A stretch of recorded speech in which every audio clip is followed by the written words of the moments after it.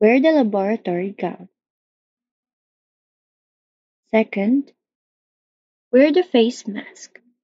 Make sure to put both strings correctly. Third, and it is optional, wear the OR cap.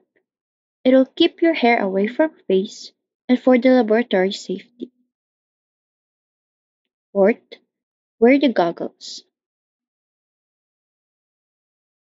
Fifth, and lastly, make sure to wear the gloves properly.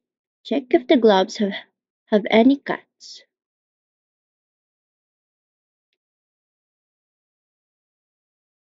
Also, don't forget to do hand hygiene before and after.